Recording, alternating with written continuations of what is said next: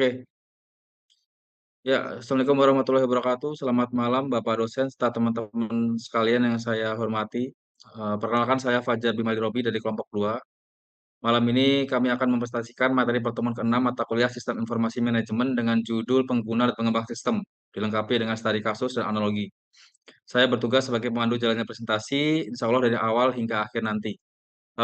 Baik,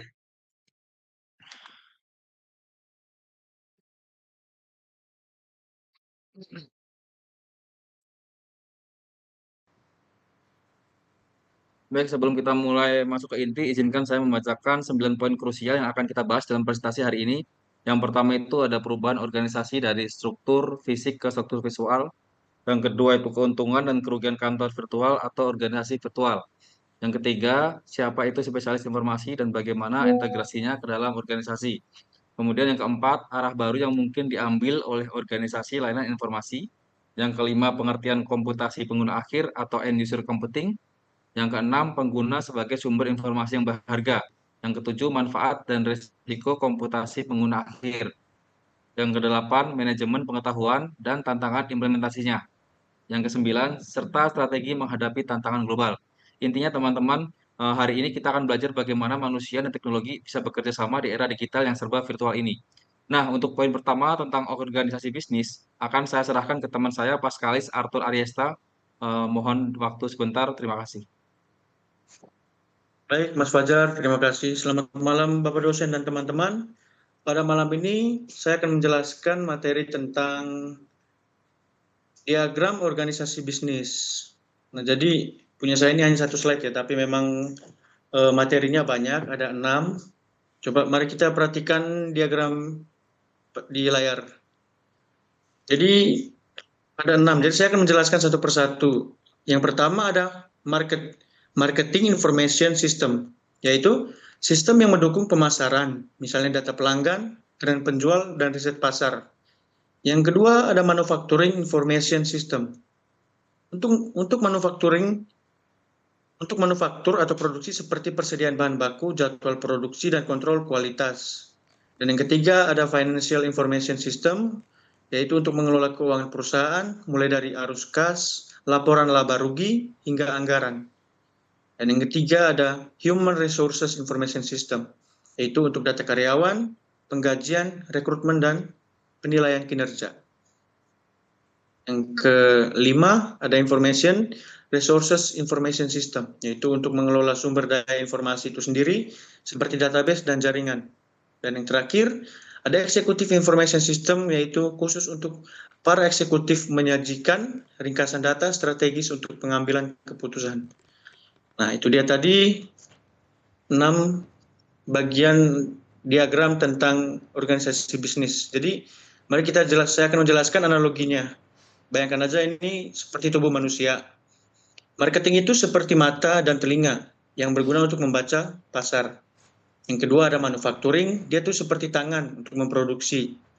Dan yang ketiga ada finance, seperti jantung yang mengatur aliran uang. Yang berikut ada HR, dia itu seperti sistem kekebalan yang merawat personel. Yang berikut ada information resources, dia itu seperti saraf yang menghubungkan semuanya. Yang berikut ada executive information system, dia itu seperti otak yang mengambil keputusan. Nah, jadi semua sistem ini tuh dia terintegrasi, nggak ada yang berdiri sendiri. Jadi kesimpulannya, setiap bagian perusahaan butuh informasi yang sesuai, dan semua sistem itu harus bekerja sama agar perusahaan sehat dan kompetitif. Sekian dari saya, selanjutnya saya serahkan kepada teman saya Muhammad Wisnu untuk membahas slide 4 dan 5 tentang struktur virtual. Terima kasih.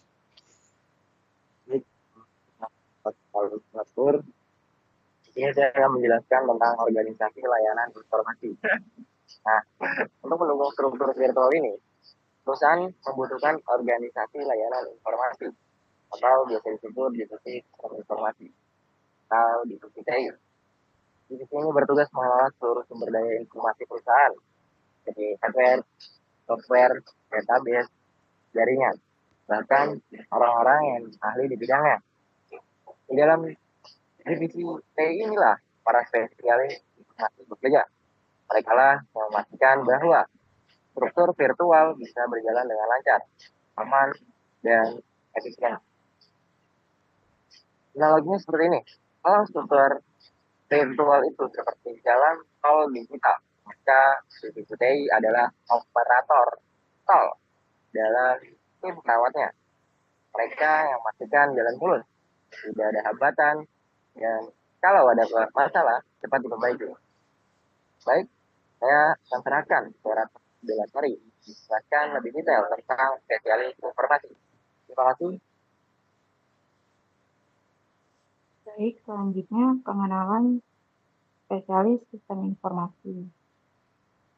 Saya Ratna Belasari akan menjelaskan tentang divisi TI dan pengenalan para spesialis informasi.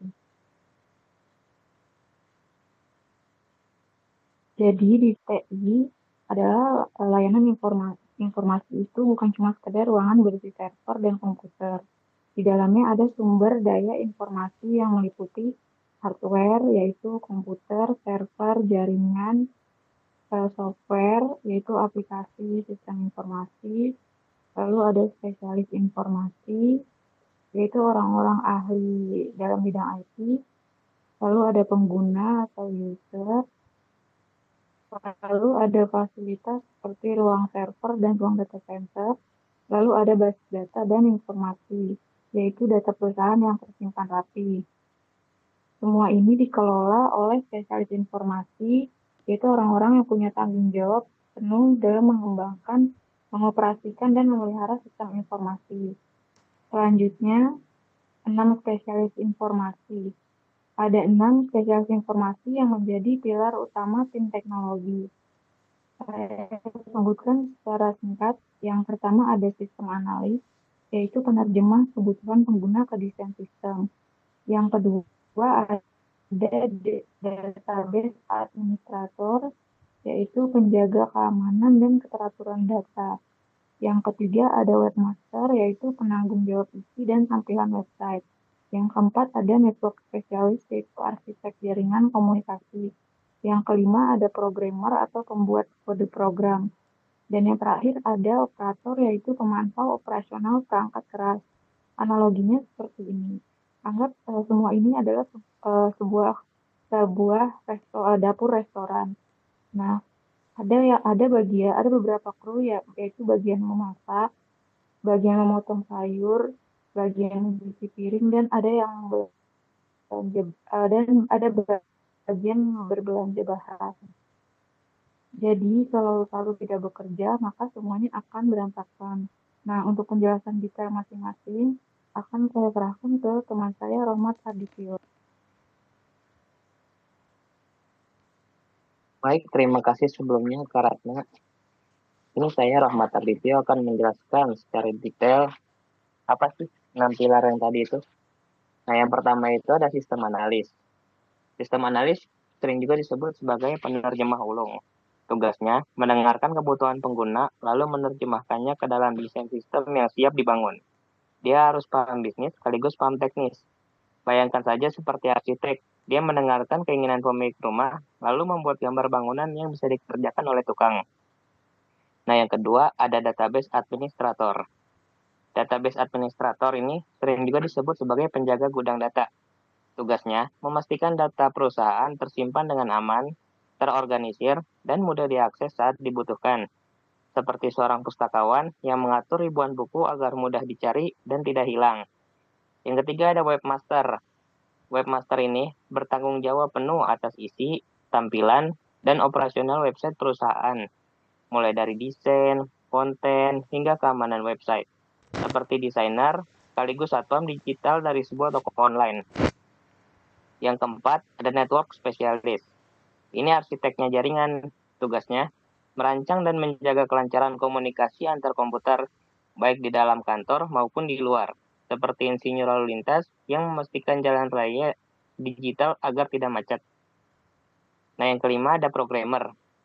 Programmer ini tukang kode. Tugasnya mengubah desain dari sistem analis menjadi kode program yang fungsional, juga melakukan pengujian dan perbaikan bug, seperti tukang kayu yang mengubah gambar yang dibuat arsitek menjadi barang sungguhan. Yang keenam ada operator. Operator ini adalah petugas pemantau.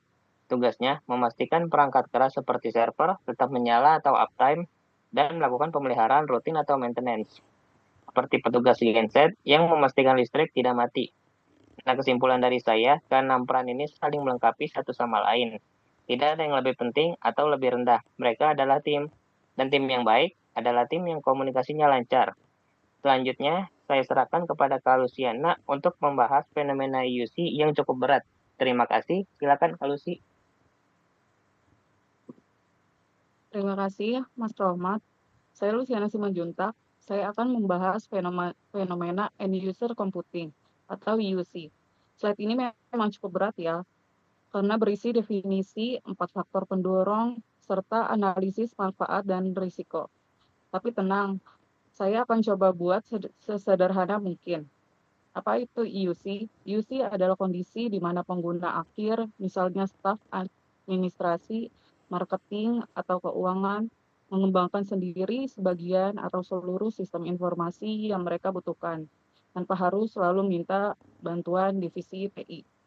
Contoh sederhana, seorang staf marketing membuat laporan penjualan sendiri pakai Microsoft Excel dengan rumus-rumus dan grafik.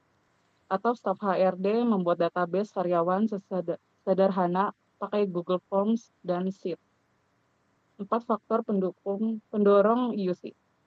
Kenapa fenomena ini bisa terjadi? Ada 4 penyebab utama. Literasi komputer masyarakat makin tinggi. Orang sekarang sudah terbiasa dengan teknologi sejak kecil. Harga perangkat keras makin murah. Laptop dan smartphone sudah seperti barang pokok. Banyak software siap pakai, seperti Canva, Excel, Google Workspace, yang mudah dipelajari. Antrian bantuan ke divisi TI seringkali lama, kadang lebih cepat bikin sendiri daripada nunggu antrian. Manfaat IUC, fleksibel, pengguna bisa membuat sistem sesuai kebutuhan mereka persis. Cepat, tidak perlu menunggu jadwal pengembangan dari TI. Mandiri, pengguna merasa lebih berdaya dan tidak tergantung terus. Risiko IUC, keamanan data lemah karena tidak dikelola oleh profesional. Potensi kesalahan logika, misalnya rumus Excel yang salah bisa menyebabkan keputusan bisnis keliru. Tidak ada standar, setiap orang bikin sistem dengan caranya sendiri, susah diintegrasikan. Analoginya, IUC itu seperti masak sendiri di rumah.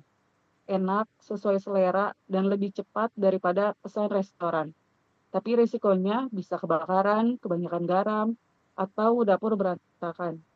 Makanya tetap butuh pendampingan koki profesional kalau mau masak untuk acara besar. Pesan saya, IUC itu keren dan memberdayakan. Tapi harus tetap dalam pengawasan spesialis informasi agar tidak kacau. Selanjutnya, saya serahkan ke Reza Juliani Tania untuk menjelaskan keahlian pengembangan dan studi kasus kantor virtual. Terima kasih, silakan Mbak.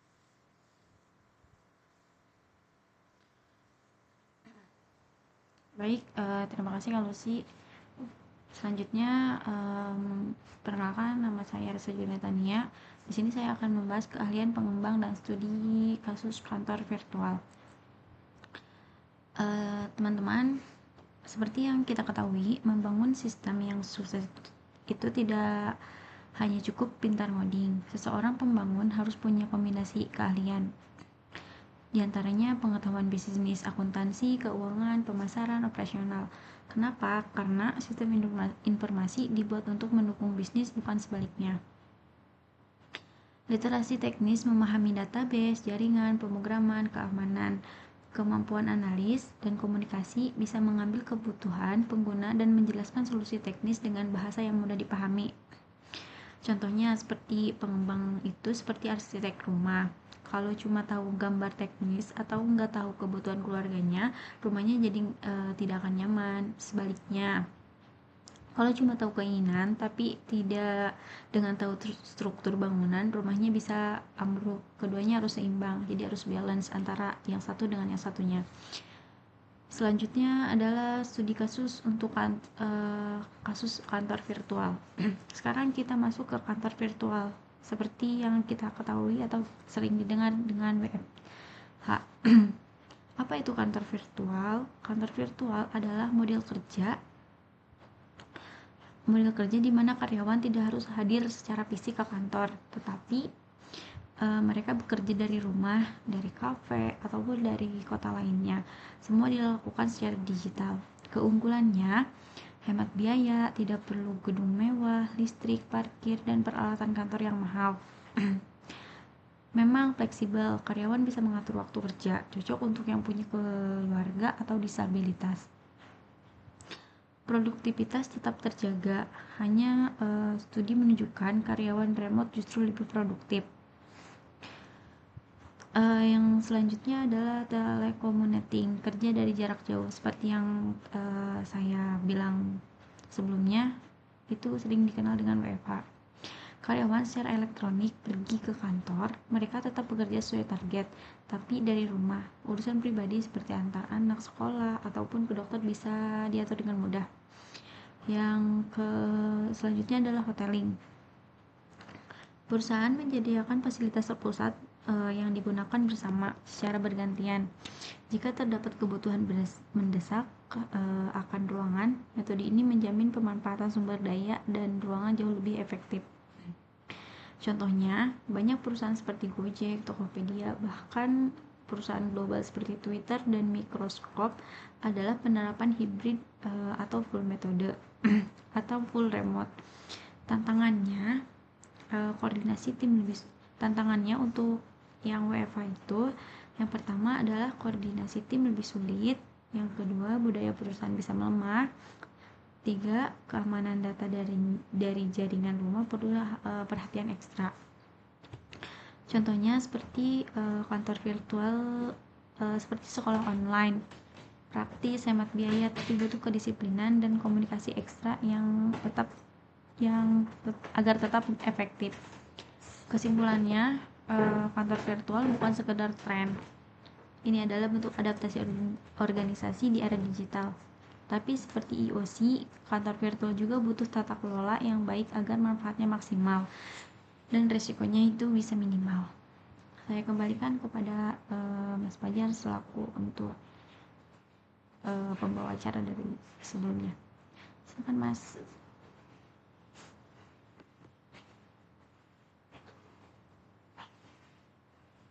Terima kasih Mbak Resa.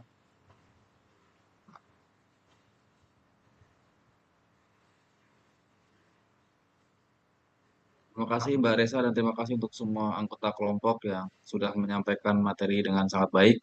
Sebagai penutup, mungkin saya akan merangkum 3 pesan utama dari presentasi kita hari ini. Yang pertama itu kolaborasi. Kolaborasi itu adalah kunci. Yang mana sistem informasi yang sukses itu nggak hanya soal teknologi canggih ya, tapi soal sinergi antara pengguna dan spesialis informasi. Mereka harus saling mendengar, bukan saling menggurui. Selanjutnya itu inovasi ya. Inovasi itu menciptakan nilai tambah. Konsep seperti kantor virtual and user computing bukan sekedar tren. Mereka adalah bahwa organisasi bisa tetap fleksibel, efisien, dan manusiawi di era digital. Lalu tujuan akhirnya adalah adaptif ya. Jadi dunia itu berubah cepat. Sistem informasi harus mampu menyesuaikan diri dengan tantangan global seperti biaya. Pesan penutup dari saya, teknologi itu hanyalah alat, yang menggerakkan alat itu tetaplah manusia. Jadi, jadilah pengguna yang cerdas, pengembang yang rendah hati, dan kolaborator yang terbuka terhadap perubahan. Mungkin itu aja dari kami kelompok 2. Terima kasih yang sebesar-besarnya kepada Bapak dosen dan teman-teman sekalian yang sudah menyimak dengan penuh perhatian. Mohon maaf jika ada kata-kata yang kurang berkenan, dan kami juga mempersilahkan untuk sesi tanya jawab. Wassalamualaikum warahmatullahi wabarakatuh. Waalaikumsalam warahmatullahi wabarakatuh.